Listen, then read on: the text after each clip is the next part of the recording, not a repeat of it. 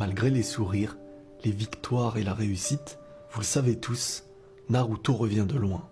Et pour ça, nous allons faire une vidéo dans laquelle on parlera de ses souffrances. Car vous savez, connaître les souffrances de quelqu'un, c'est savoir d'où il vient, ce qu'il a surmonté, savoir ce qui l'a motivé à devenir celui qu'il est aujourd'hui, l'Hokage Naruto. Orphelin après sa naissance, le démon renard Kyuubi a tué ses deux parents Kushina et Minato. Deux parents morts d'un sacrifice volontaire, protégeant un village tout entier et en laissant derrière eux un enfant, celui qui possédait leur volonté, mais qui allait vivre sans eux. Des parents avec un cœur pur ont fait naître un enfant, désormais scellé d'un démon rempli de haine. Naruto a grandi dans un monde sans avoir eu ses propres racines, sans encouragement, à la recherche de ce qui lui manquait le plus. Un père, une mère, une famille. Nul ne peut les remplacer, mais ce que chacun d'entre eux peuvent apporter se doit d'être comblé d'une manière comme d'une autre. Ne pas avoir connu ses parents, c'est ne pas avoir connu ce que chacun d'entre eux aurait pu faire grandir en toi. C'est comme si un arbre devait pousser sans ses propres racines. Les encouragements, l'affection, mais surtout le fait de ne pas ressentir ce que tout enfant devrait ressentir. L'amour de ceux qui t'aiment. Naruto a toujours eu pour objectif ce qu'il y avait de plus grand, devenir Hokage. Car être Hokage, c'est représenter un village tout entier, être reconnu par les autres, être aimé et les protéger à son tour. Être Hokage, c'est avoir une grande famille, ce qui a toujours manqué à Naruto. Cet objectif nous montre clairement le message, la souffrance de celui-ci. Être reconnu du village, ce serait la manière de combler le manque qu'il a toujours eu en lui. Mais le problème est là. Naruto a passé une enfance tout entière à être considéré comme une mauvaise personne, rejeté et insulté depuis tout petit. À force de le traiter de monstre, il s'en est considéré ainsi. Et malgré la pureté de son âme, les gens le percevaient par leur crainte. Le démon qui sommeillait en lui, Kyuubi. Imaginez un enfant se réveillant le matin, tout en s'endormant la nuit seul, face à la solitude, face au silence. Les seuls bruits qui l'entouraient n'étaient qu'insultes et rejets. Et pendant des années entières, c'était ainsi. À aucun moment, il ne pouvait savoir si le lendemain matin, quelqu'un viendrait toquer à sa porte, que quelqu'un viendrait à le reconnaître pour son être, pour son cœur. Le rêve de Naruto, il est simple. Être apprécié pour celui qu'il était, le plus simplement possible. Naruto n'a rien demandé, mais pourtant la souffrance est bienvenue. Il était seul depuis toujours, et le seul moment où il pouvait avoir un lien envers les autres, c'était par des actions enfantines, se faire remarquer par tout plein de bêtises, attirer l'attention, chercher l'attention, cacher sa tristesse, mais très peu l'avaient remarqué. Du moins, les gens n'avaient pas le temps pour lui. Celui-ci regardait toujours autour de lui. Il évaluait la vie des gens par rapport à sa propre tristesse. Il y constatait l'inverse de sa vie, des enfants qui s'amusaient ensemble, possédant une vie de famille joyeuse, alors que son seul but était d'être un enfant comme les autres. Et à ce jeu-là, aucune récompense, aucun résultat. Grâce à tout ça et avec le temps, Naruto a fait grandir en lui un caractère, une motivation, et de sa difficulté, il en a fait naître une force. Attirer l'attention par les bêtises, c'était un moyen de trouver la clé. Cette clé qui pourrait ouvrir les portes de l'entourage. Mais il y avait un moyen un peu plus difficile afin de guérir de tout ça. Et il en était autre. Le cœur de Naruto a toujours eu besoin des autres. Non pas pour le défendre, mais pour lui apporter ce que personne ne lui avait donné. Ce qui lui a toujours manqué.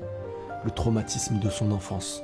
Aujourd'hui, à ses yeux, c'est le village tout entier qui l'a fait grandir. C'est pour ça il est toujours prêt à risquer sa vie pour les siens et être reconnu un jour comme sauveur de celui-ci. À en sauver les autres, ça en sauverait sa propre personne. Au fond, pour Naruto, les autres l'ont sauvé, même si par le passé ils l'ont rejeté.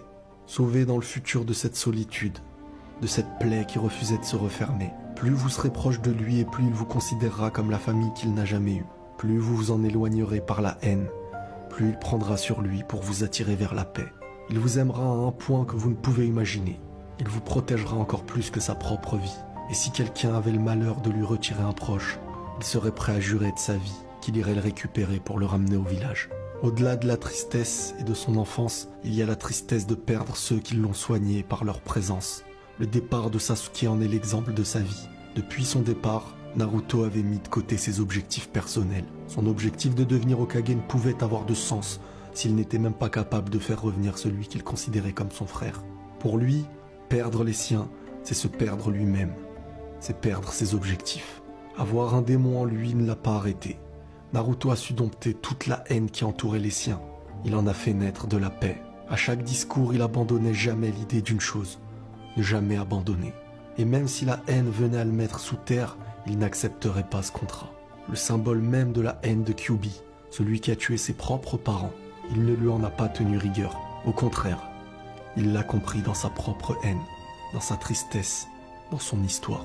Voilà la recette de Naruto pour devenir celui que tout le monde reconnaît aujourd'hui comme leur Hokage. Pour certains comme leur frère, et pour d'autres comme leur père. La route est toujours longue. La plus grosse des faiblesses peut faire naître le plus grand des êtres. À force d'avoir eu mal, on en connaît le bienfait du bonheur, les souffrances de Naruto. Ésaïe, chapitre 53. Qui a cru à ce qui nous était annoncé? Qui a reconnu le bras de l'Éternel? Il s'est élevé devant lui comme une faible plante, comme un rejeton qui sort d'une terre desséchée. Il n'avait ni beauté ni éclat pour attirer nos regards, et son aspect n'avait rien pour nous plaire. Méprisé, abandonné des hommes de douleur habitués à la souffrance. Semblable à celui dont on détourne le visage, nous l'avons dédaigné, nous n'avons fait de lui aucun cas. Cependant, ce sont nos souffrances qu'il a portées, c'est de nos douleurs qu'il s'est chargé. Et nous l'avons considéré comme puni, frappé de Dieu et humilié. Mais il était blessé pour nos péchés, brisé pour nos iniquités. Le châtiment qui nous donne la paix est tombé sur lui, et c'est par ses meurtrissures que nous sommes guéris. Nous étions tous errants comme des brebis, chacun suivait sa propre voie, et l'Éternel a fait retomber sur lui l'iniquité de nous tous. Il a été maltraité et opprimé. Et il n'a point ouvert la bouche, semblable à un agneau qu'on mène à la boucherie, à une brebis muette devant ceux qui l'attendent. Il n'a point ouvert la bouche. Il a été enlevé par l'angoisse et le châtiment, et parmi ceux de sa génération qui a cru qu'il était retranché de la terre des vivants, et frappé pour les péchés de mon peuple. On a mis son sépulcre parmi les méchants, son tombeau avec le riche, quoiqu'il n'eût point commis de violence, et qu'il n'y eût point de fraude dans sa bouche. Il a plu à l'Éternel de le briser par la souffrance, après avoir livré sa vie en sacrifice pour le péché. Il verra une postérité et prolongera ses jours, et l'œuvre de l'Éternel prospérera entre ses mains. À cause du travail de son âme, il rassasiera ses regards. Par sa connaissance, mon serviteur, juste, justifiera beaucoup d'hommes, et il se chargera de leurs iniquités. C'est pourquoi je lui donnerai sa part avec les grands. Il partagera le butin avec les puissants, parce qu'il s'est livré lui-même à la mort, et qu'il a été mis au nombre des malfaiteurs, parce qu'il a porté les péchés de beaucoup d'hommes, et qu'il a intercédé pour les coupables.